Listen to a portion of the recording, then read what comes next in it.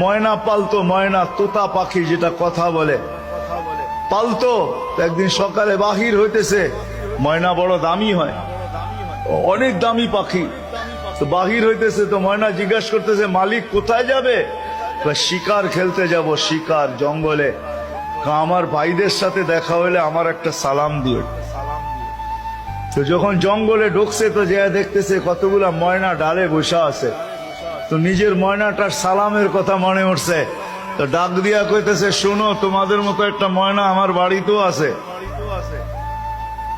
সে তোমাদেরকে সালাম দিছে। এই কথা বলতে দেরি এই ময়নাগুলা ডালের থেকে পড়া মরতে দেরি হয় না।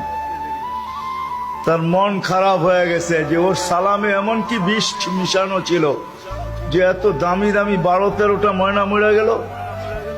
তো শিকার না খেলেই বাড়িতে চলে আসছে। তো ময়না জিজ্ঞাসা করছে মালিক এত তাড়াতাড়ি ফিরলে, হাতে তো কোনো শিকার দেখি না। তুই কথাই বলিস না। বলে কেন?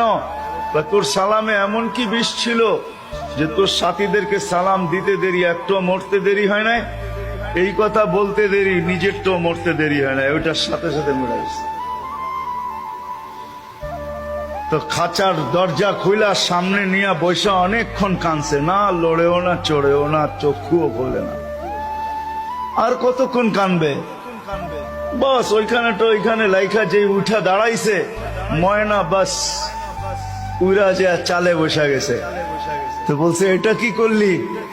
আমার বন্ধুরা আমাকে খবর দিছে, দেখ আমাদের মতো যদি বাগানে বাগানে ঘুরতে চাস তো মরার আগে একবার মরার ভান করে দেখ, তুইও আমাদের সাথে উঠতে পারবি, জঙ্গলে জঙ্গলে ঘুরতে পারবি।